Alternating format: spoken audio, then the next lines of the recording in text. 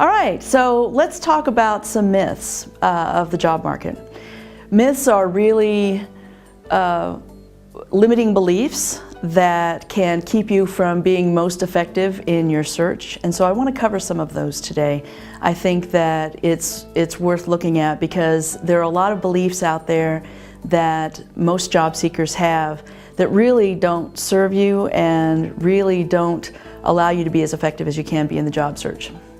So let's go over maybe a dozen myths or so. First one is I have to dumb down my resume. I have to dumb down my expertise. That's absolutely a myth. In fact, the first time that I was in the Wall Street Journal was about dumbing down resumes. And I strongly believe that you shouldn't dumb down your resume, you shouldn't dumb down your experience, your LinkedIn profile. You need to give yourself credit for everything that you've done and really show yourself to be an expert in a lot of different areas. So you do not have to dumb down your resume or your expertise, especially in an interview when you're going after a job. A lot of people go after jobs that are beneath them or taking a lesser job than what they think they're qualified for. I really believe strongly that you should go after jobs that you are highly qualified for. I've found that sometimes, well, oftentimes, it's easier to get a job that you're more qualified for than something that you're overqualified for, because there are legitimate reasons why employers won't hire overqualified people. Second one is I have to match my resume to the posted jobs keywords. That's a big one, and I can tell you, having a lot of friends that are recruiters and HR professionals, that they absolutely hate looking at a stack of 150 to 500 resumes that look exactly like the job description, because they don't know who to choose. They don't know what's different about you. So what I recommend instead is putting together a resume that defines you and defines your strengths, and not necessarily filling it with keywords that the job description has, because if you look exactly like the job description, it may get you past the automated robots if you're applying online, but it's not going to get you a phone call. And that's really what you need. The whole reason to have a resume is to get that first phone call. All right, next, I have to go back to school or get more certifications.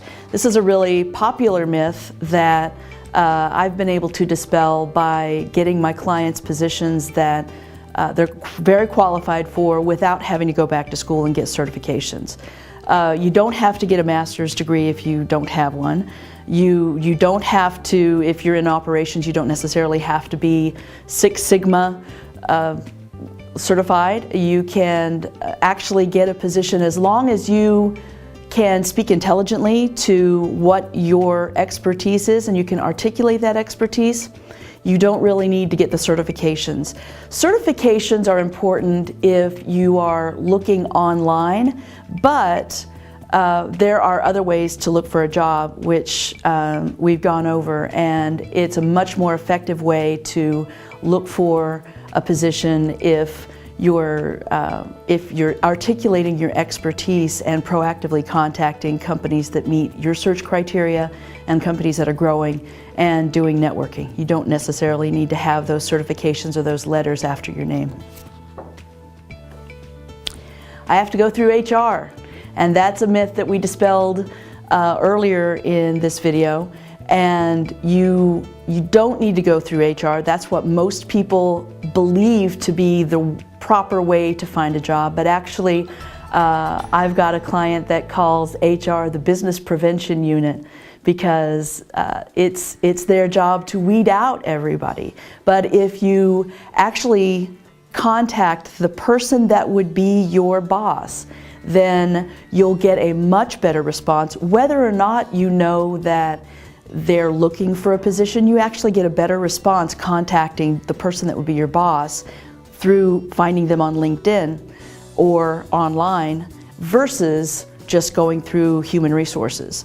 You know, HR these days still gets anywhere from 600 to 1,000 resumes on each posting, and so if they decide to look at the first 300 resumes and you're number 301, then you're out of luck and you're not even going to be seen by a human being. And that's what happens. That's why people feel that there's a black hole when they're applying online, because it goes into cyberspace and your resume never gets looked at by a human being. So you don't have to go through HR. It's actually very effective to bypass HR and actually contact the person that would be your boss. All right, next one. I have to accept a lesser position because of the job market. So actually, and we covered this a little bit, you don't have to accept a lesser position. You can get a position that you're highly qualified for, and you will get it more frequently than if you apply for all of those mid-level positions that are beneath your qualifications, or even trying to go back and get an entry-level position when you know that you're qualified for something more. I can't negotiate in this economy. That's a big myth, and you can leave tens of thousands of dollars on the table if you don't negotiate. It's expected that you negotiate with any professional position. There is always a range, and the employer will usually give you even if they think you are an expert, generally speaking, if there's a range, they will offer you the bottom or the mid-tier because they want to see how cheap they can get you. But and you know, it makes business sense to do that, but you can always negotiate. And what I usually find is that if you negotiate, and you negotiate the right way, you can actually get easily 15 to 25% more than what they've initially offered. And I have seen 50 to even 100% more than what they initially offered. It's amazing what you can get when you negotiate the right way. And the right way really is to make sure that you're not giving your salary ahead of time, and that you're postponing the negotiation talks, or postponing any money talks really, until they've offered you the position and they know that you're the person that they want to get. So make sure that you don't talk about money until they've offered you the job, and then when you do ask, definitely give a good reason, and not just the fact that you want more money or that you need more money, but give a great reason. And when you do give a reason and it's honest and sincere, then I found that you're not going to upset the employer, the hiring manager, if you ask. Even if they can't give you what you're asking, you're not going to upset them if they can't give you that. So definitely negotiate every time you get a job offer, and if it's not what you want or what you need or what you're worth, then keep on going and try to find something else. Because if you've got an actual plan and you're working that plan, then it will be just a matter of weeks instead of 18 to 24 months before you get the job, and before you get a job that you're qualified for, that will pay you what you're worth. All right, I'll forever be stuck in the same industry. Oh, this is a really big one that most people believe to be true, but actually most of my clients do switch industries successfully, and it's all about creating your expertise in a way that is industry neutral. And what I mean by that is that you're stripping away the context of what you've done, you're not using industry jargon, and you're putting your transferable skills on your resume, and also using that verbiage in all of your interviews and all of your communication. You need to make sure that all of your communication is industry neutral, because you have to make it easy for the employer to picture you in their organization. And in order to do that, you have to strip away all the jargon, you have to strip away the context of what you've done and just put the raw achievements on your resume and speak about those achievements without any jargon when you're talking in an interview. When you do that, it's actually very easy to move industries. Let me give you another tip too, and that is if they object to you having no industry experience, you can use what's called the ARTS method of overcoming objections. And ARTS stands for A, acknowledge the objection, R, redirect their concern with an assumptive question, T, use a testing question to see if that's answered their concern, and then S, use a supporting story. So let me give you an example because that may not make sense. If someone says, well, you don't have industry experience, you haven't had any experience in our industry, you first say, well, I can understand that, and really that deserves some discussion. So, let's talk about that. And then you ask an assumptive question. So I'm assuming that the reason that you want industry experience is because you want to make sure that the person that gets in this position can get up to speed quickly and make a contribution quickly. Is that right? Get them to agree to that or clarify if that's not the case. And then you use a testing question. So if I give you a couple of examples of when I've gotten up to speed quickly and I've been able to contribute to the bottom line quickly, will that help ease your concern a little bit? And get them to say yes again. And then use a supporting story in your past of when you've gotten up to speed quickly and you've been able to contribute quickly. And quickly can be 3 months, 4 months, 6 months. It doesn't have to be in the first month or the first couple of weeks. Really, anything less than 6 months is considered by most employers to get up to speed quickly. So let me flow that for you from beginning to end. So if they say, you don't really have any industry experience, then you say, well, I can understand that, and I think it deserves some discussion. I'd like to answer that for you. I'm assuming that because you're asking for industry experience that you want somebody that can get up to speed quickly, or you want somebody that can speak the language quickly and communicate with people in this industry. Is that right? Well, if I can show you an example or two of when I've gotten up to speed quickly and made a contribution to the bottom line, would that help you ease your concern a little bit? Well, let me give you a story and then you go into an example. And that's an ARTS method of overcoming objections that actually allows you to overcome any kind of objection or really any question where you don't have an answer. If you're thinking in your head, I got nothing, I don't know what to say to this one, you use that ARTS method and that will make them see you as being able to handle really any question that's being thrown at you. So that's a really good tip and it's something that I give my clients. All right, next one. Big companies are the best places to look for a position. Most people, when they're looking, have a relatively short list of companies that they want to go after. And most of those companies are companies that they've heard of. Usually they're all companies that you've heard of, and those are usually the big name brands.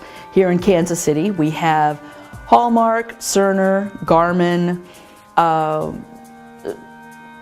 some of the bigger ones there, AMC Theaters, but really, you don't have to go after companies that are big. In fact, in this economic environment right now, those big companies are the ones that are laying off. And of course, the monster company here in Kansas City is Sprint.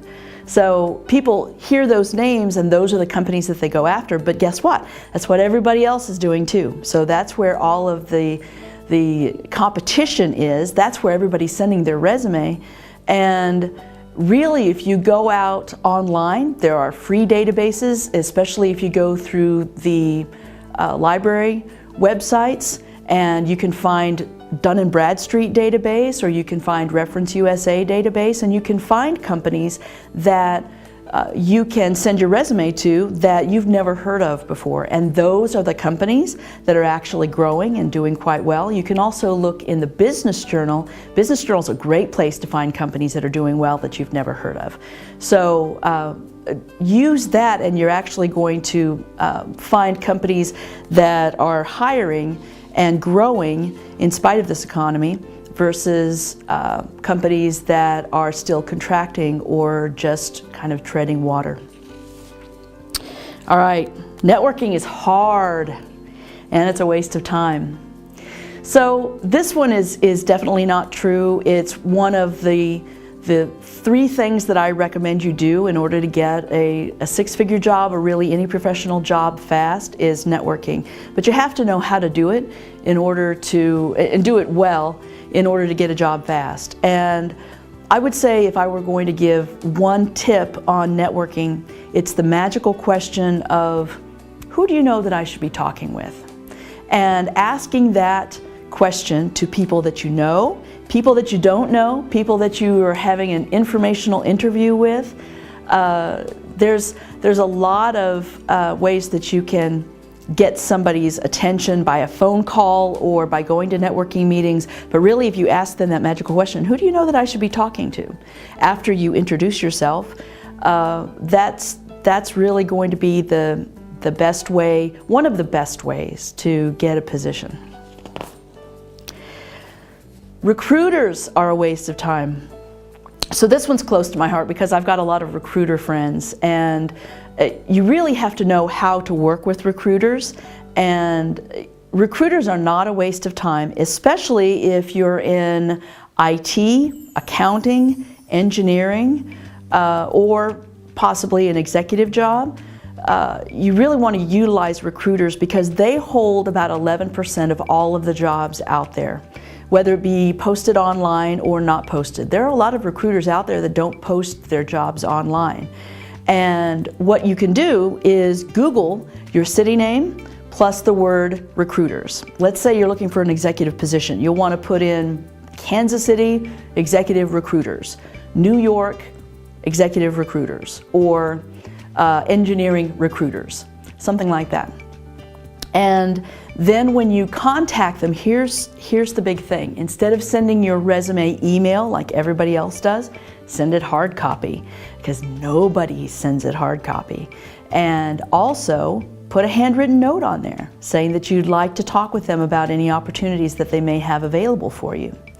And when you follow up with a phone call, ask them how they prefer to be communicated with and how often.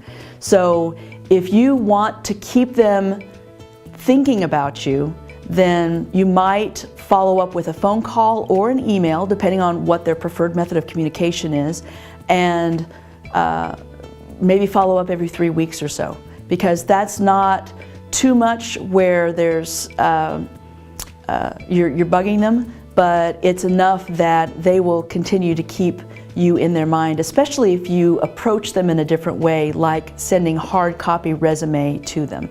That's a really neat trick, and it really does work. All right, let's see.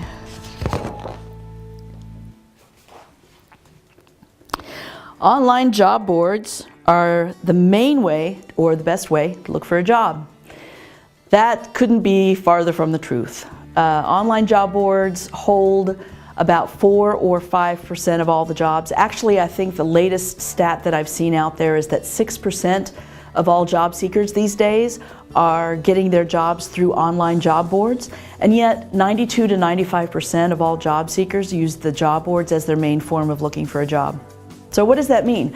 That means that you've got a small pond stocked with just a few fish, and you've got 14.5 million fishermen, actually these days closer to 20 million fishermen if you include the employed people that are looking for a job, that are putting in their resume into this small pond, and yet there's a lake out there that has 75 to 85% of all the jobs out there, and nobody goes after them. And so there's only a few fishermen doing that. And that's proactively contacting companies that are doing well, and proactively contacting companies that meet your search criteria as far as what size company, what geographic location, and what industries you're interested in. So that's a much more effective way if you include proactively networking as well. It's a much more effective way to look for a job than just checking out the job boards. You may feel like you're getting things done if you spend 8 to 10 hours a day on the job boards, but you're actually just literally sending it into a black hole because of the number of resumes that get put into the job boards. The job boards these days, the whole system is pretty much broken. It used to be that there would be 10 to 25 people who would apply for a job, and the chances of you getting a phone call if you were qualified for it are great. That's not the case anymore. These days, you literally are talking about over 500 resumes. And even for mid-sized companies, not just the big companies or the big name brands, but 500 to 1,000 resumes. I've got a story for you. There was the head of HR for a large health system here in the Kansas City area asked me not too long ago how many resumes I thought that she got, or that health system got in the last 12 months. It ended up being 150,000 resumes in 12 months. And do you think they had time to look at those resumes? No. They were too busy looking at resumes that came in from people that were already working there, saying, hey, my friends or family are interested in this job, or from the hiring manager saying, hey, I got this resume and I'd like you to put this person into my system because I'd like to get them into the system and talk with them. So the 150,000 people that applied online, really most of them, large majority of them, did not get called. And that's what you're up against when you're going through the job boards. So keep that in mind. And what I always tell my clients is that since job boards hold about 5% of the jobs out there, you can go ahead and spend 5% of your week looking at the posted positions, 5% of your week posting for those positions. And the rest of the time you really should be proactively contacting the companies that make sense for you to work for, and also networking effectively. All right, last one. I'm at the mercy of a bad job market. Nope, you're not, because you as an individual are not a statistic. You don't have to be a statistic. And if you do things the way everybody else does them, you're going to get the response that everybody else gets, which is, on average, for everybody, it's 10.5 months in order to get a new position. And that's if you're unemployed and looking full-time. If you're looking for a 6-figure position, then we're talking 18 to 24 months. That's a long time. And you don't have to be that statistic. If you do things a different way, you're going to get a different result. So try doing it my way for a little bit, see what happens. It does take some work. It's not as easy as looking for a job online, but it's much more effective, infinitely more effective. So that's the myths that I wanted to cover today. And let's go back to the chart.